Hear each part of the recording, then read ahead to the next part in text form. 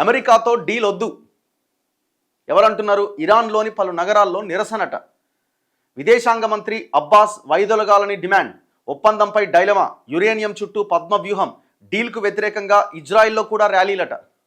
ఎంత ఎంత ఆ దేశం కోసం ఆ ప్రజలు చూడండి. అసలు అమెరికాతో మనం డీల్ చేసుకోవడం ఏంటి, వాని దగ్గరికి మనం పోవడం ఏంటి అనే దాంట్లో వీళ్ళున్నారు.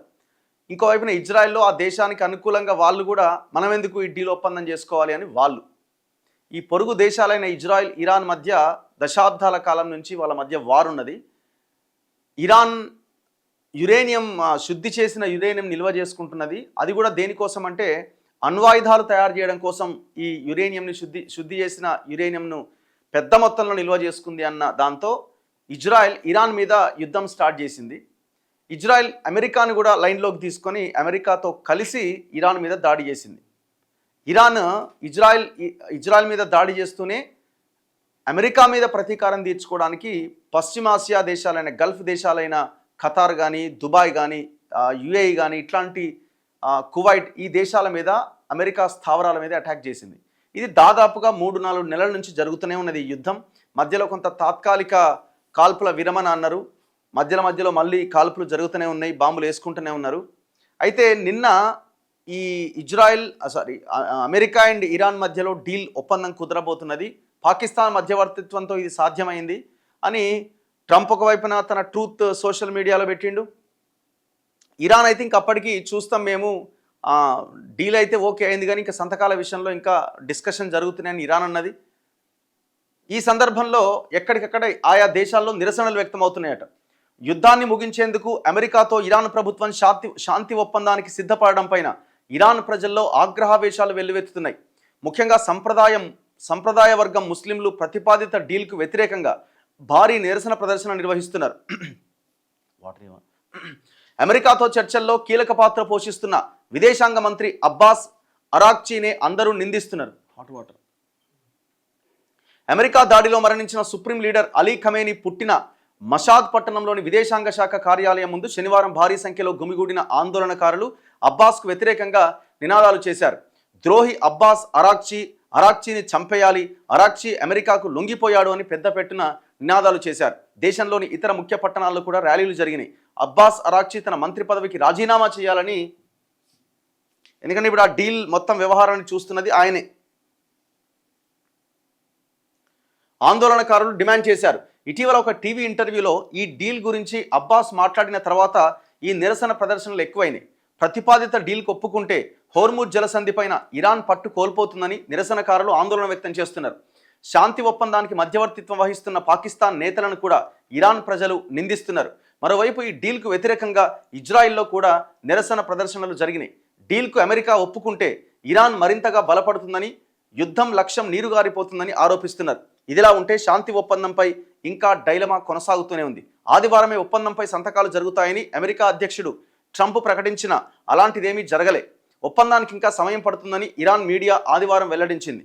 ఆదివారం లెబనాన్ రాజధాని బీరుట్ పైన ఇజ్రాయెల్ దాడి చేయడాన్ని ట్రంప్ ఖండించారు. ఒప్పందాన్ని చెడగొట్టవద్దని నెతన్యాహుపై ఆగ్రహం వ్యక్తం చేశారు. ఇంకోవైపున ఇజ్రాయెల్ లెబనాన్ మీద అటాక్ చేస్తున్నది. ఈ లెబనాన్ మీద అటాక్ చేయడాన్ని ఇరాన్ కూడా డైజెస్ట్ చేసుకోలేకపోతున్నది. ఈ ఒప్పందంలో అది కూడా భాగమే. లెబనాన్ మీద కూడా మీరు యుద్ధాన్ని ఆపాలి అని వీళ్ళు డిమాండ్ చేస్తున్నారు. ట్రంప్కు సొంత దేశంలో వ్యతిరేకత స్టార్ట్ అయింది. ప్రపంచ దేశాల నుంచి ఒత్తిడి పెరిగింది. తను ఇప్పుడు నీ వల్లనే ఇదంతా జరిగిందనేది పెద్ద ఎత్తున ఎక్స్పోజ్ అయింది. సో దీన్ని ఏ రకంగానైనా ముగించాలనేది ట్రంప్ ఆలోచన, కానీ అది కుదురుతలేదు. ఇరాన్ ఏమంటుంది? స్టార్ట్ చేసింది నువ్వు, క్లోజ్ చేయాల్సింది మేము అని ఇరాన్ అంటున్నది. ఇప్పుడు ఇజ్రాయెల్ ఇండియన్ పరిస్థితి, ఇప్పుడు అమెరికా చెప్పినా ఇజ్రాయెల్ ఇంటలేదు. లెబనాన్ మీద అటాక్స్ ఆపు అంటే నువ్వు నాకు చెప్పేది ఏందని వాళ్ళు అటాక్ చేసుకుంటూ పోతూనే ఉన్నారు. యురేనియం చుట్టూ పద్మవ్యూహం. ఇరాన్తో శాంతి ఒప్పందం కుదిరిన తర్వాత ఆ దేశంలోని యురేనియంను కూడా తాము తెచ్చుకుంటామని ట్రంప్ ప్రకటించినప్పటికీ అది అంత తేలికైన పని కాదని తెలుస్తోంది. 60% పైగా శుద్ధి చేసిన ఆ యురేనియం సమీపానికి కూడా ఎవరూ వెళ్లకుండా ఇరాన్ అత్యంత కఠినమైన పద్మవ్యూహం లాంటి ఉచ్చులు ఏర్పాటు చేసినట్లు అంతర్జాతీయ మీడియాలో కథనాలు వచ్చినాయట. ఇరాన్లో ఇస్ఫహాన్, నతాంజ్, ఫోర్డో అణు కేంద్రాలు కీలకమైనవి. ఎత్తైన కఠిన పర్వతాల కింద 100 అడుగుల లోతులో సొరంగాల్లో ఇవి ఉన్నాయట. గత ఏడాది జూన్లో అమెరికా బంకర్ బస్టర్ బాంబులతో ఈ సొరంగాలు పేల్చేసింది. అయితే అవి పూర్తిగా ధ్వంసం కాలేదని సమాచారం. ఇరాన్ వద్ద శుద్ధి చేసిన యురేనియం 440 కిలోల వరకు ఉన్నట్లు అంచనా. ఇందులో ఎక్కువ మొత్తం ఇస్ఫహాన్ కేంద్రంలోనే ఉన్నట్లు సమాచారం. అది కూడా వాయువు రూపంలో సెంట్రిఫ్యూజుల్లో ఉన్నట్లుగా చెబుతున్నారు. ఆ యురేనియం వద్దకు ఎవరూ వెళ్లకుండా ఇరాన్ గుహల ముఖద్వారాలు కూల్చేసినట్లు, గృహాలకు వెళ్లే దారిలో అడుగడుగున మందుపాత్రలు పెట్టినట్లు సమాచారం. ఇప్పుడు ఆ యురేనియం మీదనే ఈ యుద్ధం అంతా. మరి ఇది డీలోకే అవుతుందా లేదా ఏంటి అన్నది మనం ఇక చూడాలి. భారత ప్రధాని ఫ్రాన్స్లో పర్యటిస్తున్నారు. భారత్ ఫ్రాన్స్ వాణిజ్యం 5 ఏళ్లలో డబుల్ కాబోతున్నదట. ప్యారిస్ విమానాశ్రయం, నీస్లో భారత యూపీఐ సేవలు. భారత్ ఫ్రాన్స్ ద్వైపాక్షిక చర్చల్లో కీలక నిర్ణయాలు తీసుకున్నారట. నిన్న మోదీ అండ్ భారత ప్రధాని మోదీ అండ్ ఫ్రాన్స్ ప్రధాని మెక్రాన్ కలిసిన ఆ ఫోటో ఒక్కసారి మనం చూడొచ్చు. మొత్తం 13 కీలక నిర్ణయాలు తీసుకున్నారట. హైస్పీడ్ రైల్వే సెక్టార్ అంశంలో పరస్పర సహకారం, క్లాసిఫైడ్ డేటా రక్షణకు భద్రతా వ్యవస్థ, ప్యారిస్ విమానాశ్రయం, నీస్ నగరాల్లో భారత్కు చెందిన యూపీఐ సేవలు అందుబాటులోకి తేవడం ఇందులో ముఖ్యమైనవట.